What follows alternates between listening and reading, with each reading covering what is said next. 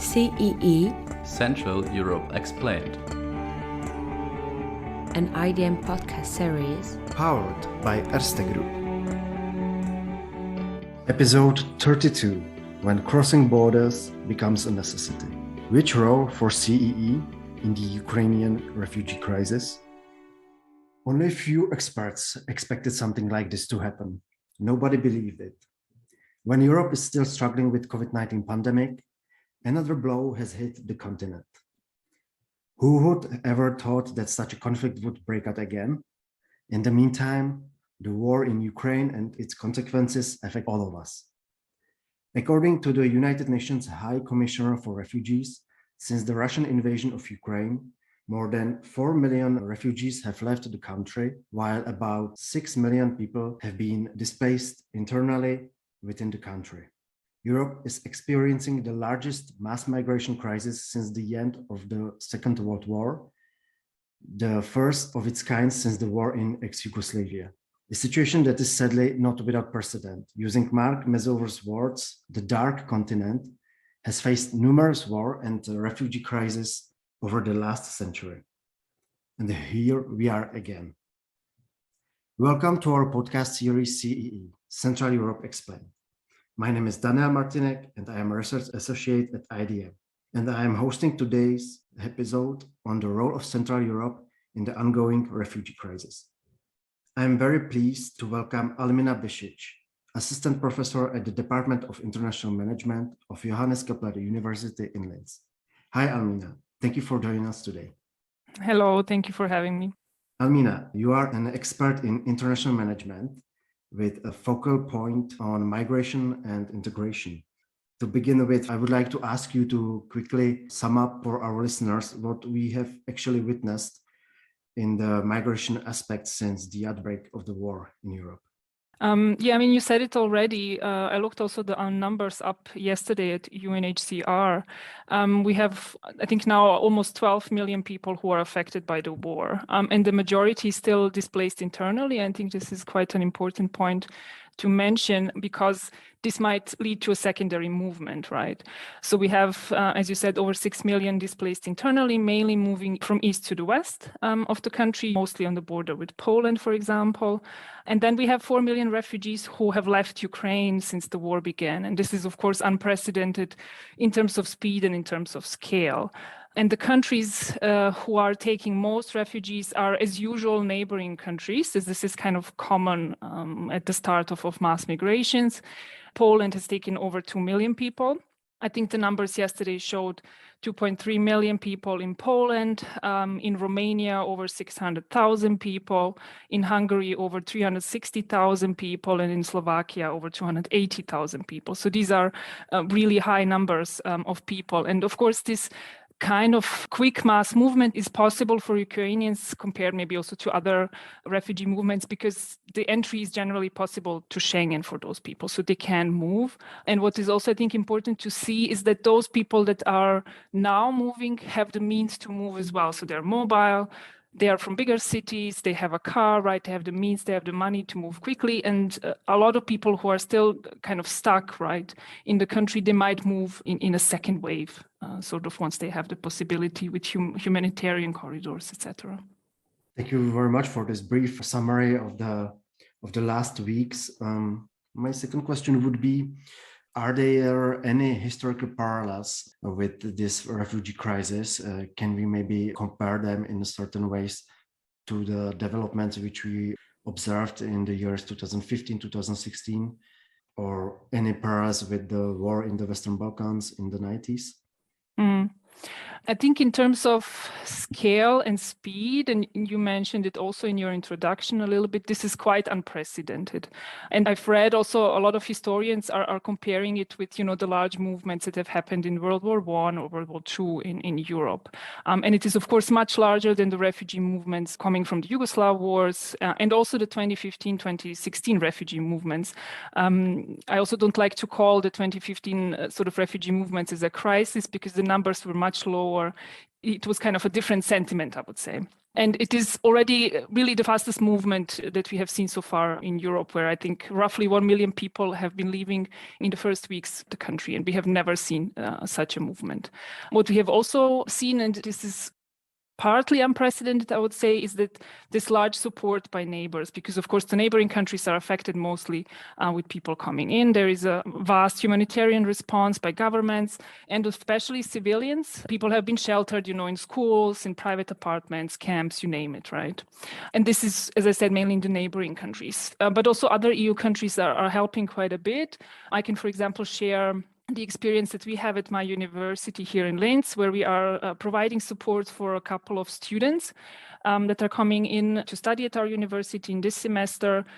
We have an initiative at university called MORE, which has been ongoing since 2015. This is across Austria that is supposed to support students who come in with administrative tasks and kind of the general integration. And we have a lot of motivated colleagues who have started also an initiative from themselves to help those people. So there is a lot of help going on. And you asked also if we can compare it, right, to the 2015, 2016 movement and also to the Balkan wars. I think this is quite a large question, right? So I'm going to try to break it down a little bit. If we look at those movements in 2015 and 2016, what we have seen in the beginning in countries like Germany, for example, or Sweden and so on, there was in the beginning also this huge outpour of help from civil society, from NGOs and so on. But from the political side, very quickly, this has turned differently. We have seen it in kind of the reactions from 2016, 2017 on, is that there has been a bit of a view from policy side at the European level and at many country levels to manage this so-called crisis, right? So the aim was really to manage so-called mass migration rather than a humanitarian kind of response. This has included issues like reinstated border checks at Schengen borders, right? More rigorous control of borders with non-EU countries, these notorious pushbacks that are, by the way, happening still, right? It's just not that much in the news anymore from different countries, right? Towards the edge of Europe, I would say. And really, I think the most kind of important development was the deal with Turkey to prevent sort of Syrian refugees and other refugees to enter Europe. I think this is a big difference. And at European level, the biggest change or the biggest difference is the type of protection. And this is unprecedented for the EU, and this is a temporary protection directive. And this was developed as a response to the Balkan wars in the 1990s, but has not been implemented so far. So this is the first time that this protection kind of has been implemented, and this allows for Syrian refugees to benefit from the right to live and work and receive benefits in almost all EU countries. Thank you very much. It's really nice to observe the support which is rising from the neighboring countries, but also from the EU institutions. But before we go maybe to the EU level or European level, I would suggest let's take a closer look at the, for example, Central European countries, such as Poland, Slovakia, or Czechia, which are actually one of the most affected countries by the current migration flows. What are the challenges arising for the hosting countries and their population when it comes to this Ukraine refugee crisis? And what measures were actually implemented on the national levels connected to these migration flows? I cannot go into detail on the different measures at the countries, but I think, of course, there are a lot of challenges. And the first thing is this initial reaction, right, from civil society and also from the governments. For example, in Poland, I believe the government is giving a certain amount of money to people who are hosting Ukrainian refugees. So there is a kind of emergency policy reactions. And the other thing, which is quite important to consider, so it's not just this emergency reaction, which has been very good and very helpful for Ukrainian refugees, is also the connection between Ukraine and these neighboring countries, specifically Poland, which is taking the most, is of course, Poland has been home to already, I think, more than 1 million Ukrainians before the war. there is tangled history, similar languages, similar culture, and so on. This will make a lot of things easier, I would say. But of course, there is already, we can see a strain in capacity in support options. So those countries that have taken the largest or the highest number of refugees have rather undeveloped integration policies in general. And beforehand, we could see, I would say on a political side, at least, a rather anti-immigration sentiment, right? And this is currently suppressed and is working well. But of course, there's going to be, the longer the conflict continues and the more people are coming in, it's going to get more and more difficult for those countries. And we cannot really disentangle it from the European level because those countries need and will need help from the European Union. And I think on the one hand, this could be a historical possibility also for the European Union to have a kind of a unified voice in terms of what does integration mean? How do we support integration of refugees in Europe? So the EU could actually show strength here and help those countries and also capture them a little bit in terms of integration policies as they were rather skeptical beforehand, I would say. So I think the EU support on the one hand should be financial support in terms of financing language courses, financing courses for the labor market, financing issues in terms of healthcare, etc. Capacity building for institutions in those countries to enable integration initiatives. So there is a lot of integration initiatives that are working very well across the EU, and I think a kind of best practice examples could be implemented. And there is already some work from the European Migration Network, for example, to map different initiatives that are ongoing in different types of integration, labor market integration, education, and so on, to really help these countries within the EU to cope on a longer term with the inflow of refugees. And this is very important and hasn't been done so far, right? A redistribution of refugees across the EU, because of course, it is going to be very difficult to expect a few countries to take the most burden, as we've seen also in 2015. So the question is, will this happen or not? This is a political question, of course, but in my view, and also from research experience in 2015, 2016, this will be necessary. And I think there has been already political calls for this, as I believe that Germany's foreign minister has proposed so-called humanitarian hubs. And maybe one last point on this, from kind of personal talks with people I've met from Ukraine, and also from reading about their views on this, is that a lot of people think or wish to go home soon. And at the same time, being from former Yugoslavia, I know that this has been the thought of many at the time, the Yugoslav wars, but for many, this will become permanent. So migrants will integrate into the adopted countries, and the EU countries need to play the long game here and really also learn from their past mistakes in integration. Thank you very much. Before we go to the topic you just mentioned, I mean the long-term consequences of this refugee crisis, let me just get back maybe a little bit to this European level as we were discussing, and ask you what actually the European institutions did during the past weeks, what measures on the EU level has been implemented in order to ease the situation of the Ukrainian refugees, because I'm aware of one program which was like granting the 3 years guarantee or permission for the Ukrainian refugees in order to integrate them into the labor market. And so could you tell us a little bit maybe more on the measures which were taken on the EU level? Yeah, so the biggest measure is the one you just mentioned, and it's really not just a program, but it's the first time that the EU has decided to invoke the Temporary Protection Directive. And this directive doesn't only enable Ukrainian refugees the access to the labor market, which is, of course, one of the main kind of backbones of integration, but not only, right? It enables also access to healthcare, which is very crucial, access to social security, and access to education and housing. And this is really kind of the biggest policy that the EU has done so far in the past few weeks. Additional programs that I can think of sort of immediately include also connections with employers who want to employ Ukrainian refugees.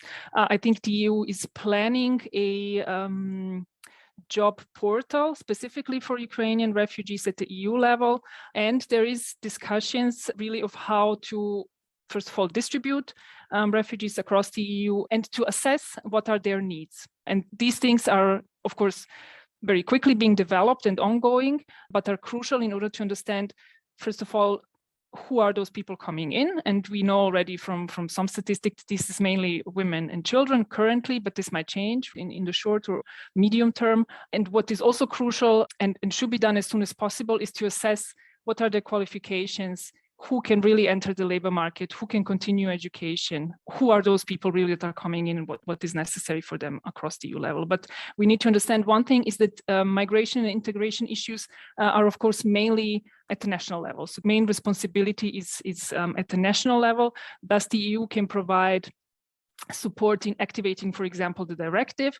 The member states can then decide whether this will be for 1 year or for 3 years, for example, which is, I believe, the maximum, and then can support initiatives that are ongoing financially and support capacity building. And I think this is either ongoing or already planned. And that's why I mentioned in the beginning that this is, in my view at least, a historic precedent also for the EU to strengthen EU's role in integration, basically. Thank you very much. Maybe for the last question, although I don't want to finish our episode too negatively, but what we can see currently, and you already touched upon this topic, is this anti-migration sentiment. I think that's something already we can observe, and it's rising slowly, and it's going to develop also as the refugee crisis is going to continue, and maybe even more Ukrainians will come to the CEE region and to other parts of Europe. My question would be, because the card or the reality changed quite in the opposite way, because what we observed back in 2015-16, the national governments were against the refugee quotas and against the redistribution of refugees. But now we have the situation when the refugees are actually in our region, and maybe the national governments are actually going to ask the other members of the European Union for help in order to distribute to the refugees. So I would like to ask you, what do you foresee in this regard? What developments would you expect? Yeah, I think there is a big difference, as we discussed already, between sort of the 2015 movement and also the movement in the 1990s from the Western Balkans, because at first, well, the 1990s, there weren't that many people, first of all, coming in. And there wasn't also this sentiment that people will stay, but at the end they stayed and they sort of, most of them, I would say, integrated. And then the big difference also to 2015, which I didn't mention before, is the who is coming in. I mean, of course, on the one hand, racism does play a role, right? Whom do we accept kind of as Europeans? And I believe even Ursula von der Leyen said very pointedly, this is our family. The Ukrainian people are the European family. And of course, 2015, 2016, nobody really said it in that way. And we also had more males coming in or young men, right, compared to women and children. And this picture is different if you look at also in the media and so on. And the support is outpouring right now. I think what Europe needs to do now, or the different countries in Europe need to do now, is build upon this and understand how to play this long game, and also to understand how to learn from these past mistakes to better distribute people across Europe, so to ease the burden of those countries like Poland, like Hungary and so on, Slovakia, that have currently sort of the main burden. Because of course, if those countries have the majority of people and they're staying for longer than you think, then things might change, and also the sentiment might change. I believe it is different compared to 2015, and also the sentiment towards the people is different, but still it might change, right? And I don't want to end actually on a negative note in that sense, because I believe that there is already much more options for people coming from Ukraine, because many of those are, for example, better educated, let's say.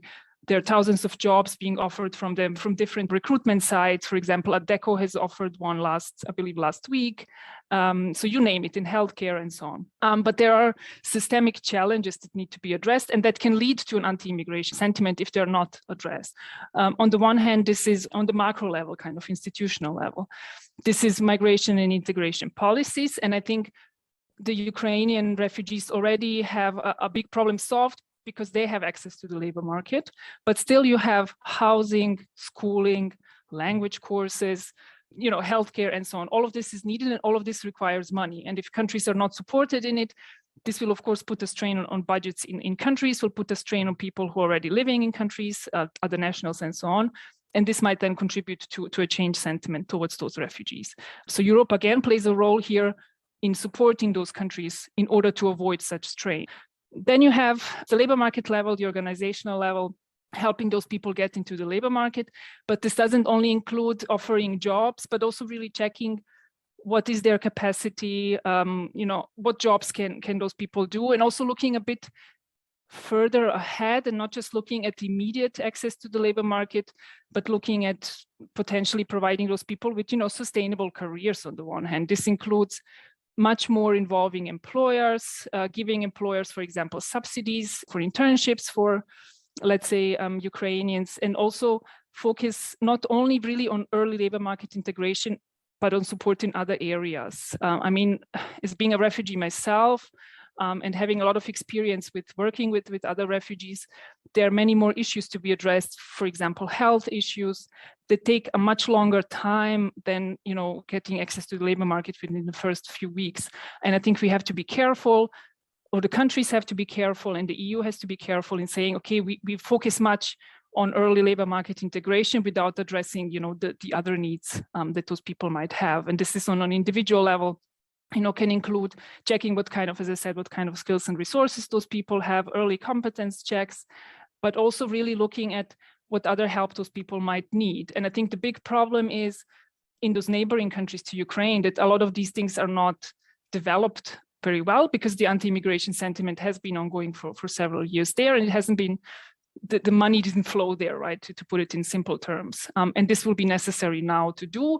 And the question is, who will fund these things? They come from European level and so on. So there will need to be a redistribution of funding. And I think as a migration researcher, kind of what those countries need to focus on the one hand is, of course, this labor market integration, but really on the other hand, all other integration domains like housing, specifically healthcare, and involving the different stakeholders. So what I have learned as an integration scholar is that integration is a collective endeavor, right? And refugees will probably stay for a longer time in Europe. Thank you very much, Almina.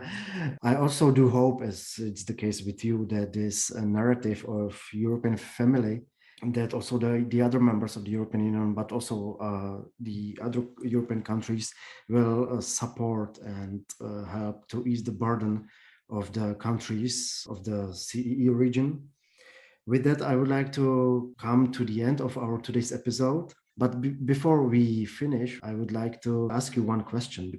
Within the CEE podcast, we ask our guests for further recommendations related to the topic. So I would like to ask you, what kind of art or piece of literature, music, could you recommend us, which could also maybe inspire us and lead us through these difficult times when it comes to the war in Ukraine and the related migration flows? Thank you. Thank you very much, first of all, of course, for the invitation and for asking me to contribute also kind of a piece of art, which I think is a great idea to think about these, as you said, very complex issues of migration and how war affects different people. And I mentioned that the Ukrainian war has so far led to the most exodus of women and children, right? And for several years, there is quite an interesting museum that has been developed in Bosnia and Herzegovina, which is called the War Childhood Museum, which exhibits artifacts from children that are affected by war and conflict. The Bosnian War on the one hand, and they also had an exhibition on children affected by the Syrian war. And they have started last year an exhibition on children affected by the conflict in Ukraine, which of course hasn't started right now, right? But has started in 2014 already. And this exhibition has been a huge success in Kyiv. And they have an office in Kyiv as well, which of course now I believe has been affected very much, of course, by the war. But I think the listeners, if they are interested, should really check out their different exhibitions and how they are also showing what war means for children in a sense. And for me, this is quite telling because in the Bosnian War, I was a child myself. And as I mentioned in kind of our discussion for the earlier questions, a lot of things take a lot of time for people who are affected by war.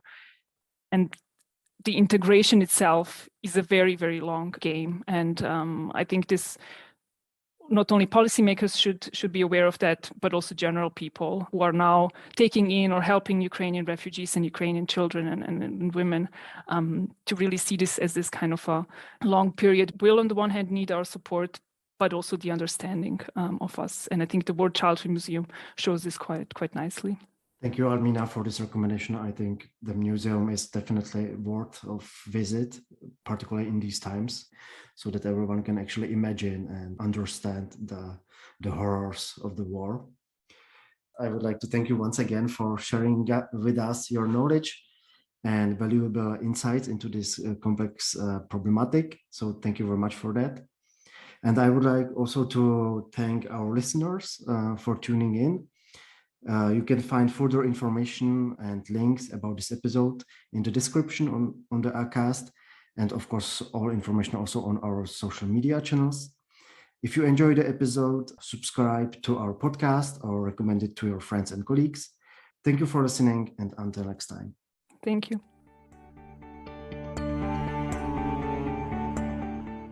So, you enjoyed this podcast? Then tune into another CEE episode and subscribe to the IDM podcast series on Apple Podcast, Spotify, Acast, or elsewhere you get your podcast. And also have a look at the rest of our work on our website www.idm.at. For any feedback or podcast collaboration, feel free to contact me at e.hontebeyrie@idm.at. The email is in the description below. This was CEE, Central Europe Explained, a podcast series produced by the Institute for the Danube region and Central Europe, powered by Erste Group, with the ongoing participation of Daniela Paiden, Malvin Natalik, Daniel Martinek, and Sebastian Schäfer. Production and editing, Emma Hontebeyrie. Proofreading, Jack Gill. IDM Podcast. Institut für den Donauraum und Mitteleuropa. Institute for the Danube region and Central Europe. European perspectives. Regional actions. Cooperation and expertise since 1990.